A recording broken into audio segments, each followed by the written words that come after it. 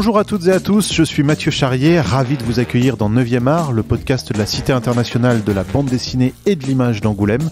Dans chaque épisode, une autrice ou un auteur se raconte, revient sur sa pratique, sa carrière, son actualité, sa vision du 9e art et répond à notre questionnaire de Proust version BD.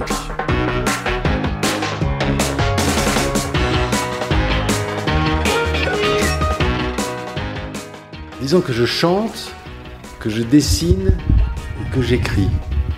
Voilà, j'ai cogité ça il y a quelque temps parce que je savais que j'aurais à me présenter un peu dans les mêmes circonstances. Et je me suis dit, dans quel ordre ai-je découvert ces activités qui sont devenues régulièrement les miennes ? Et en fait, j'ai commencé par chanter, puisque c'est la première chose qu'on fait en arrivant en ce bas monde. Et puis le dessin est venu, j'imagine, très peu de temps après, pour peu qu'il n'ait pas précédé, parce que j'ai cette théorie que peut-être dans le ventre de nos mères, nos index commencent à s'activer sur la paroi qui nous est proposée. Et puis un jour, on comprend que les petits hiéroglyphes qui sont sur les pages des livres véhiculent un sens. Et de ce jour-là, on ne se tient plus du désir d'apprendre à écrire à son tour pour pouvoir raconter des histoires. Et bonjour Emmanuel Guibert. Bonjour. J'imagine que tout le monde vous aura évidemment reconnu avec cette description. Auteur de tout un tas de livres, Les Sardines de l'espace, Ariol, La guerre d'Alan, Le photographe pour ne citer que. On est ravis de vous recevoir aujourd'hui, quelques semaines après votre installation, comme on dit, sous la coupole de l'Institut de France, à l'Académie des Beaux-Arts, dans la section gravure et dessin. Vous y rejoignez notamment Catherine Meurice, qui avait également participé à ce podcast il y a fort longtemps. Première question toute bête, qu'est-ce que ça fait ?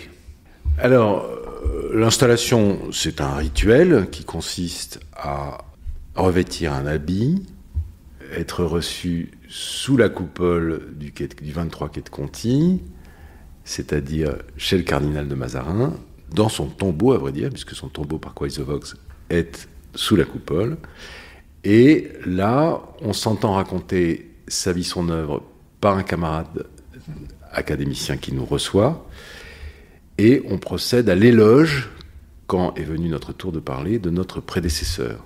Cela dit, moi j'ai été élu il y a un peu plus d'1 an et demi, donc en fait j'ai déjà une activité régulière qui consiste essentiellement, outre quelques parties de plaisir entre académiciens très agréables, qui consistent à partager des repas et à discuter, non seulement aux Beaux-Arts, mais il n'est pas interdit de frayer avec des académiciens d'autres académies que la nôtre, donc c'est très agréable.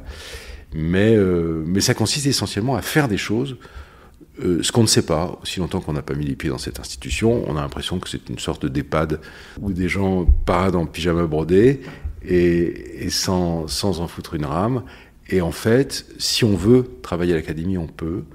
Il s'y passe même beaucoup de choses. Alors, en ce qui concerne spécifiquement l'Académie des Beaux-Arts, dans l'ordre du soutien à l'activité artistique en France et du soutien avant tout aux personnes, aux artistes. Donc, on affecte des bourses, on affecte des résidences, on affecte des aides sociales, et pour ça, il faut qu'on se penche sur des dossiers, ou il faut qu'on suggère nous-mêmes tel ou tel cas qui a été porté à notre connaissance. Donc, ça permet d'agir assez directement sur la vie des gens, dans le bon sens. Donc, je trouve que sur ce plan-là, c'est une activité féconde. Vous parlez de ce pyjama brodé, cette tenue, vous avez fait un long discours et un beau discours, j'invite nos auditeurs à aller l'écouter sur Internet, et vous avez reçu votre épée d'académicien en bois. Sabre de bois. L'occasion a fait le larron. Il se trouve que je suis ami avec François Calame, qui dirige une association qui répond au doux nom de Charpentiers sans frontières. Et ces charpentiers ont, entre autres exploits, travaillé sur la charpente de la nef de la cathédrale Notre-Dame récemment. C'est eux qui l'ont intégralement rhabillée. Et je les suis quand je peux sur leur chantier, je les dessine. Et donc, il me parut tout naturel de demander à un de ces charpentiers, qui est le fils de François, Victor Calame, de bien vouloir, qui est un tout jeune homme, qui va fêter ses 30 ans dans quelques jours, de bien vouloir réfléchir à l'élaboration d'un objet comme celui-là en bois, parce que je ne suis pas très adroit et je ne voulais pas ni me blesser, ni a fortiori blesser mes voisins. Donc, je ne suis pas à l'abri de mettre mon épée en bois dans l'œil de quelqu'un, mais globalement, je crois que je ne peux tuer personne, ce qui me la rend instantanément sympathique. Et puis, évidemment que ça vient remuer quelques souvenirs d'enfance qui sont tendres à mon cœur. On a beaucoup dit depuis peut-être 20-30 ans que la bande dessinée gagnait ses lettres de noblesse. Je parlais tout à l'heure de Catherine Maurice qui rentre aux Beaux-Arts, de vous maintenant. Vous le sentez, ça, encore plus aujourd'hui, que ça y est, la BD est considérée comme le fameux 9e art ?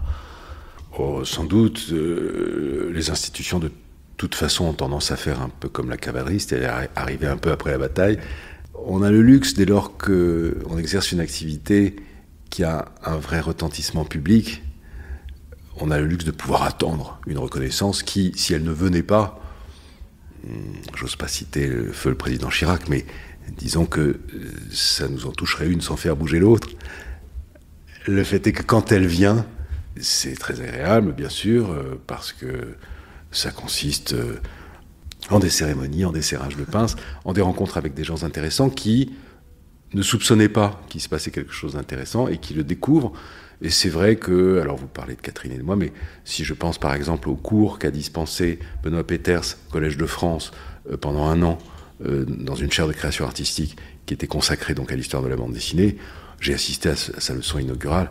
Il est évident que quelqu'un qui a le verbe qu'a Benoît, associé à quelques images savamment choisies, l'effet est nucléaire sur les gens. Ils se rendent compte à quel point ils ont affaire à quelque chose de majeur, de massif, de prodigieusement inventif, qui est évidemment une page de l'histoire de la création humaine, au même titre que d'autres, et qui produit au même titre que d'autres sa quantité d'œuvres, médiocres ou parasitaires, et puis son lot d'immenses chefs-d'œuvre et de choses magnifiques, et les deux coexistent, et c'est très bien qu'il en soit ainsi. Voilà, aujourd'hui, en effet, on nous honoris causis, on déroule le tapis rouge, tant mieux, on a l'impression que les générations précédentes ont tiré les marrons du feu pour nous, et nous, on n'a plus qu'à les déguster. Ça tombe sur nous, on va pas se plaindre, mais comme on disait dans le catéchisme de mon enfance, Seigneur, je ne suis peut-être pas digne de te recevoir. Justement, si on parle de livres, votre dernière actualité, ça tombe comme ça et c'est très bien, c'est la sortie du nouveau tome d'Ariol, ouais. le 20e déjà. Ce petit âne bleu et ce quotidien en CM1 toujours, parce qu'Ariol reste en CM1, il restera toute sa vie en CM1, j'ai l'impression.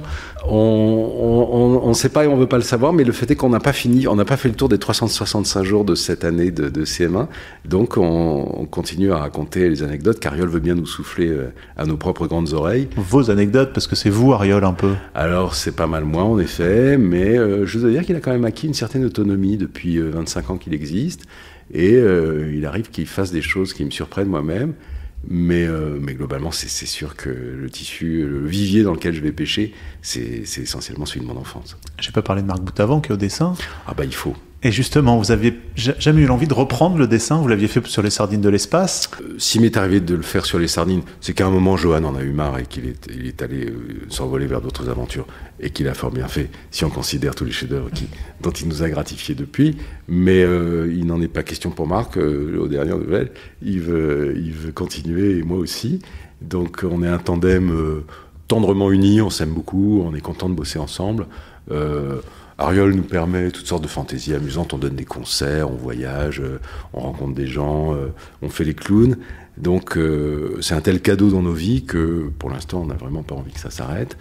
Et puis bon, moi je bénéficie on a besoin de s'admirer pour collaborer avec Fruit, et moi je bénéficie de la collaboration avec quelqu'un pour lequel j'ai vraiment énormément d'admiration. Je trouve qu'il fait un travail épatant, presque surhumain depuis tant d'années d'accumulation de détails, de déploiement d'un goût et d'une finesse psychologique formidable dans sa description des personnages, etc. Donc voilà, j'ai vraiment tiré le gros lot, je collabore avec quelqu'un que j'aime et qui est talentueux. Et justement, on parlait notamment de Johan Sfarge, on parle de Mathieu Sapin, même dans Le Photographe, on a l'impression que votre vie et votre œuvre est faite quand même beaucoup de rencontres et d'histoires d'amitié. Ben voilà, je n'aurais pas accepté de podcast si on n'avait pas une telle sympathie l'un pour l'autre. Et c'est en effet un principe directeur. C'est pourquoi ne pas s'entourer d'amis, au fond, dans la vie, si on en a la possibilité. Et si on peut exercer ce choix, et si on peut proposer des choses exaltantes à des gens dont on connaît la qualité, il faut le faire. Ce qui fait que, voilà, je dois dire que, immodérément, chaque fois que j'ai la possibilité de bénéficier des talents d'une copine ou d'un copain qui savent faire tellement mieux que moi certaines choses, je les sollicite, j'essaie de leur proposer en retour une prestation de ma part qui soit susceptible aussi de les intéresser et de leur apporter quelque chose. Et si c'est équilibré comme ça donne lieu à des expériences qui, en toute logique, doivent être porteuses de cette joie d'être ensemble. Je pense que ce sont des choses qui sont lisibles, même si c'est pas le sujet de nos histoires, comme c'est le contexte de nos histoires, comme c'est le bain dans lequel elles sont faites, en toute logique, ça doit transparaître.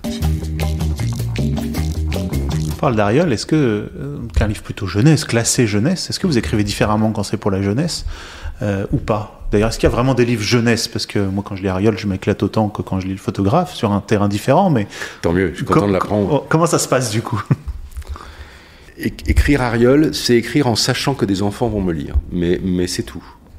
Ça n'est pas du tout écrire pour les enfants, comme on l'entend d'ordinaire, c'est-à-dire, je caricature sans doute un peu la vision qu'ont certains éditeurs, peut-être certains auteurs, certains directeurs de chaînes, etc., sur ce qui doit intéresser ou ne pas intéresser les enfants, mais se proportionner, comme disait Claudel, c'est-à-dire employer un langage rudimentaire, bêtifiant, annonné, en faisant une petite voix artificielle et en racontant des sujets soit censés démagogiquement intéresser les enfants, soit des sujets pour les parents déguisés en histoire pour enfants, dans l'idée de les éduquer à je ne sais quoi.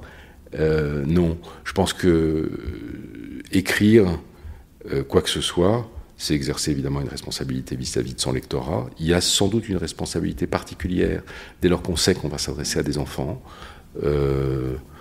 La première d'entre elles étant de ne pas les faire désespérer d'exister ni de vieillir. Donc je pense qu'il faut leur communiquer un certain nombre de vitamines qui leur fassent constater le bonheur qu'ils ont à être en vie et éventuellement qui leur fassent donnent envie de continuer et de croître. Ça, c'est la première chose. Après, je pense qu'on peut aborder à peu près tous les sujets. Tout est dans la manière. Je pense que, tout simplement, ça consiste, mais somme toute, c'est le principe directeur de toute histoire qu'on prétend raconter, ça consiste à essayer de faire de son mieux, en trouvant les mots les plus choisis. Moi, j'y ajouterais une dimension héritée directement de mes professeurs d'enfance qui ont été... des gens que j'ai croisés en sortant il y a quelques minutes de la gare d'Angoulême, Goscinny, Uderzo, présents là sous l'espèce de leur obélisque et de leur menhir, c'est-à-dire un humour, une distance qui est peut-être dans l'existence, au fond, un des attributs qui nous aide le plus à vivre. Donc il ne s'agit pas de choses purement récréatives ou gratuites, il s'agit de quelque chose de très essentiel qui est de nous apprendre à rire en cogitant à ce qui nous arrive. Et moi, j'ai pour les gens qui m'ont appris ça une reconnaissance et une gratitude absolument éternelle. Et si je fais ce que je fais, c'est parce que je les ai lus. Justement, on se rappelle quand il y a eu l'expo il y a quelques années de cette affiche où on vous voyait enfant en train de dévorer un livre. Vous avez dit après que c'était sans doute un Tintin, mais à quel moment, enfant, vous avez senti que la bande dessinée, c'était une part de vous, comme ça, que ça allait devenir quelque chose de viscéral? Oh bah, j'espère, Mathieu, que vous n'attendez pas que je pointe une heure précise, un jour J. Si, évidemment, une année. Non, mais est-ce qu'il y a des souvenirs, je sais pas il y a des souvenirs de naître dans un environnement où il y en a. Où un tonton a lu des Tintins qui traînent là chez ma grand-mère, ou chez mon père, il y a des Spirou 1948 à Cognac, Charente, c'est-à-dire à une 50aine de bornes d'ici. Parce que tout simplement, ma grand-mère a conservé les livres que mon père lisait petit, et cette espèce de cocktail indifférent d'ailleurs, qui consiste à lire des livres qui ont été rédigés ou assemblés 30 ans avant notre naissance, ou de lire je ne sais quelle histoire galvanisante qui n'est pas nécessairement de la bande dessinée, mais qui est une histoire illustrée ou quelque chose. Ça place dans un bain dont j'aimerais que chacun d'entre nous se souvienne de la manière la plus anecdotique et la plus physique possible. Parce que dès lors qu'on renoue avec ces sensations et ces sentiments, on se rend compte à quel point non seulement ça a été fondateur dans notre vie, mais à quel point ça a été un bouleversement, une accession à un univers d'une richesse, d'une profondeur et d'un entrain absolument inégalable. l'effet que ça a eu sur moi, je viens de m'exalter un peu, il faut que je retombe dans les strictes bornes d'un témoignage qui n'est que personnel et qui ne vaut que parce que je l'exprime, mais je dois dire que les réactions chimiques et électriques que ces lectures ont eues en moi, comme je peux dire qu'aujourd'hui, ce que je fais est dans le droit fil de cette mise à feu, c'est parce que la fusée d'Objectif Lune a décollé à ce moment-là qu'aujourd'hui je suis encore en orbite. Il fallait quand même que la poussée soit forte. Et la poussée est considérable quand on veut bien s'y rapporter. Moi, beaucoup d'entre nous, pour toutes sortes de raisons qui tiennent sans doute à nos histoires singulières, mais hésitent à repousser la porte de leur enfance, parce qu'elle n'a pas nécessairement été toujours très heureuse, ou parce que s'y attarder peut susciter un sentiment de mélancolie qui n'est pas agréable, et qui fait qu'on la referme sitôt ouverte. Moi, depuis 25 ans, et sans doute depuis beaucoup plus, j'y retourne, et si j'ose dire d'une certaine manière, j'y reste. Donc j'ai pas de difficulté à renouer avec les impressions et les sensations de cette époque. Et l'érotisme de la bande dessinée pour moi, ce que ça suscite en termes de désir, de curiosité, de jubilation, d'effroi, de bouleversement, ça a été tellement fort que avoir ne serait-ce que la sensation aujourd'hui, par des témoignages de jeunes lecteurs, qu'on se situe dans une chaîne au sein de laquelle on essaye tant bien que mal d'apporter aujourd'hui, avec les moyens qui sont les nôtres, l'équivalent de ce qu'on a reçu il y a 50 ans, quand on a découvert ces primes lectures, c'est délicieux, c'est merveilleux.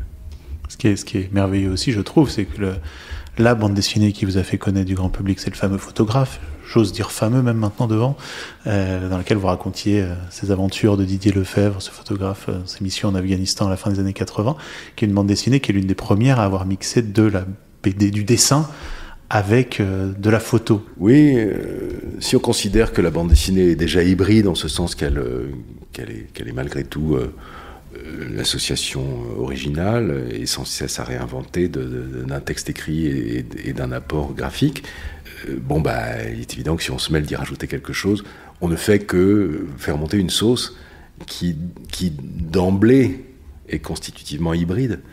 Donc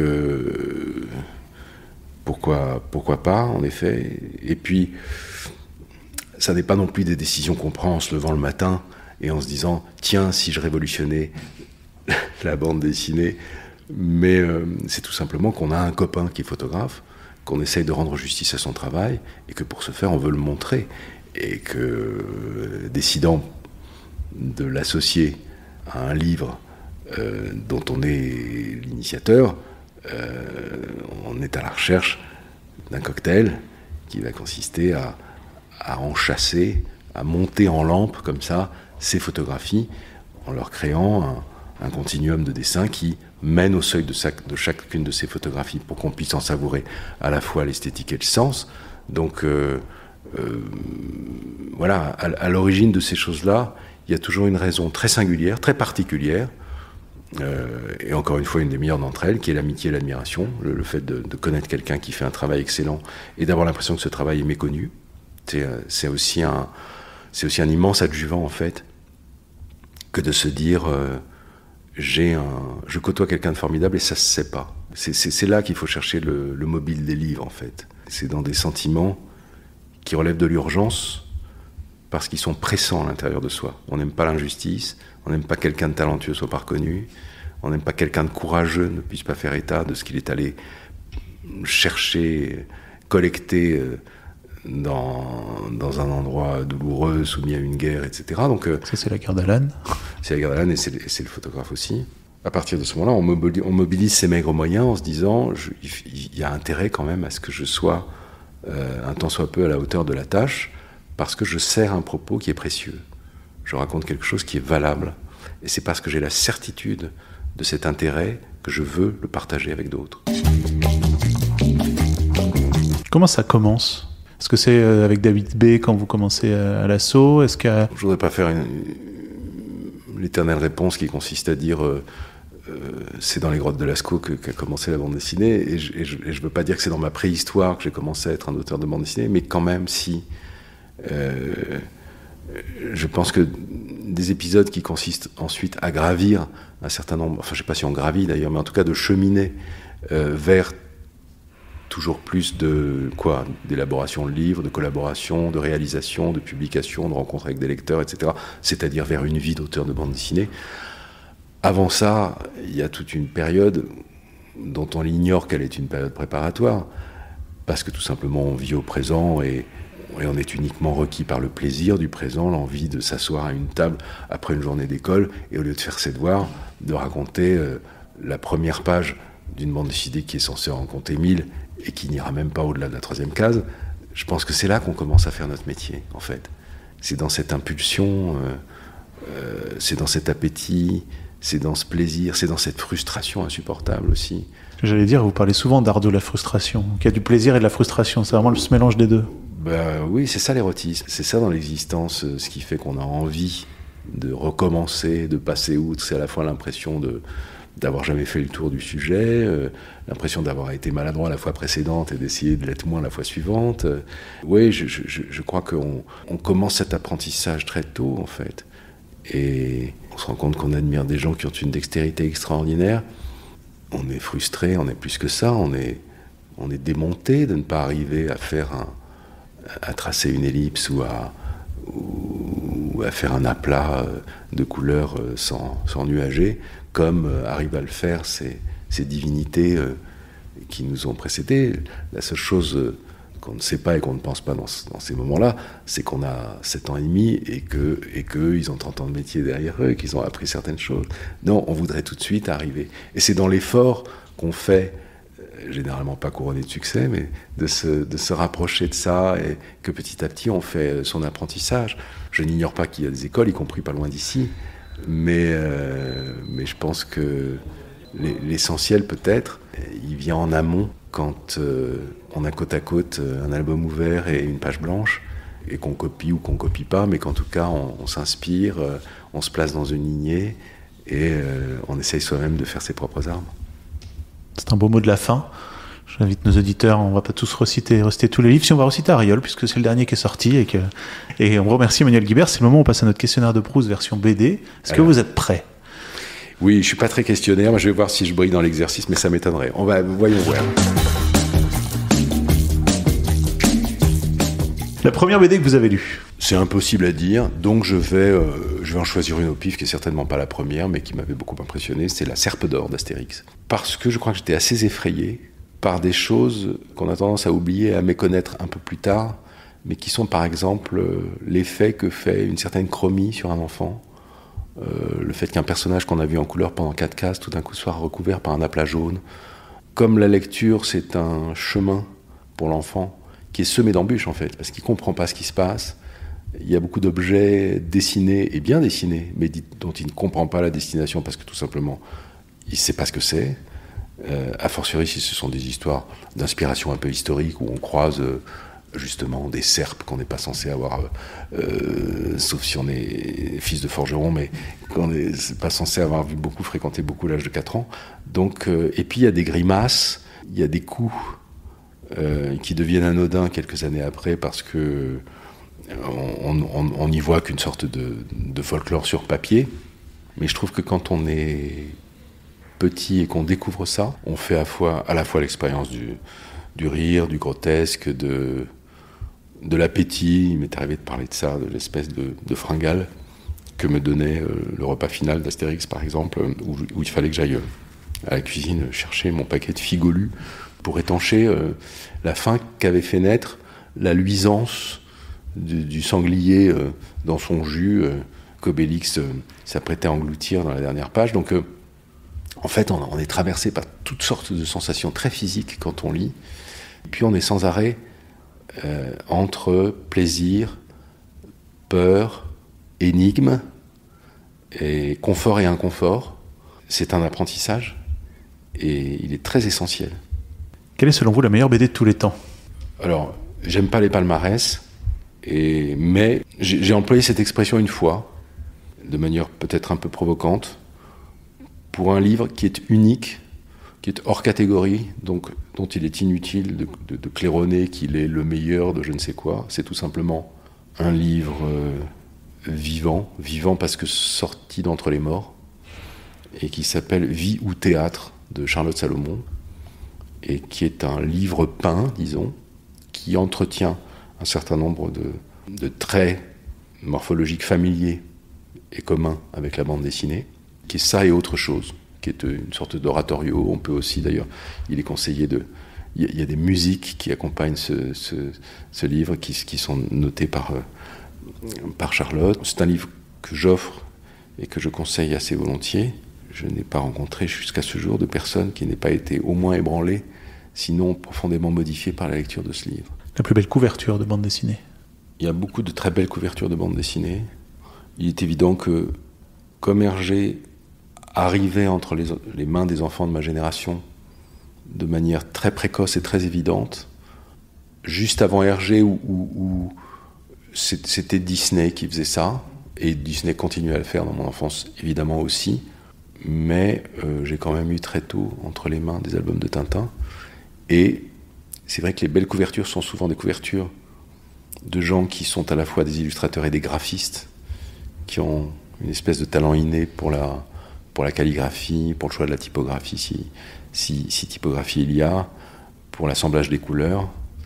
Et Hergé a été un professeur d'équilibre, un professeur de composition, un professeur d'expressivité absolument extraordinaire. Donc il est évident que dans les couvertures de Tintin, il y a des merveilles, et puis qui sont là aussi tellement profondément inscrites dans notre patrimoine commun, parce qu'on s'est tellement usé les yeux là-dessus, on a tellement vécu avec, ça a tellement été sur la lunette arrière de la voiture, dans les chiottes, sur la table de nuit, que nécessairement, voilà, ce sont des images qui font partie de nous.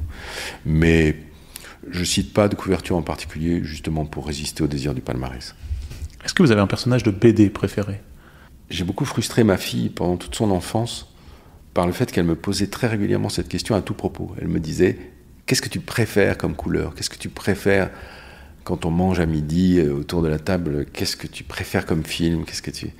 Et j'avais tendance à répondre, j'ai du mal à répondre parce que par nature, j'ai évidemment des goûts qui me portent vers certaines choses plutôt que vers certaines autres, mais souvent ces goûts consistent à associer et donc à résister au désir d'extraire pour exclure, c'est-à-dire de porter sur pavois un personnage en particulier plutôt que d'autres. Donc la question c'est donc quel est le personnage préféré ? Je pense que j'aurais le même embarras si je devais citer un meilleur ami dans ma vie. Ce serait injuste pour les autres, et puis tout simplement, dès qu'un nombre viendrait, il serait instantanément battu en brèche par un autre, parce que ce genre de concurrence n'a pas lieu d'être. Vous dessinez dans le calme ou en musique ? J'écris dans le calme, et je dessine assez volontiers en musique. Couleur ou noir et blanc ? Les circonstances, le sujet, l'envie du moment, donc l'un ou l'autre, et pourquoi s'en priver ? Et pour terminer, est-ce qu'il y a une autrice ou un auteur de bande dessinée que vous nous conseilleriez et qu'on ne connaîtrait pas forcément ? J'ai acheté il y a quelques semaines le dernier livre de Claire Brault, et je lis régulièrement Claire Brault, et chaque fois que je lis Claire Brault, je me dis « chapeau Claire Brault ». Donc on peut citer Claire Brault dans l'idée d'attirer l'attention des gens qui ne la connaîtraient pas sur son travail. Mais voilà, elle me vient à l'esprit à cause de ce livre que j'ai acheté il y a quelques semaines. Un autre jour, ça aurait pu être quelqu'un d'autre, peut-être d'aussi précieux, parce qu'il y a beaucoup de très belles choses qui se font quand même, il faut bien dire ce qui est. Merci Emmanuel Guibert d'avoir joué le jeu. Merci à vous. Et on conseille donc de lire Claire Brault et tous vos albums que l'on retrouve dans les bonnes librairies. Merci beaucoup. Je vous en prie.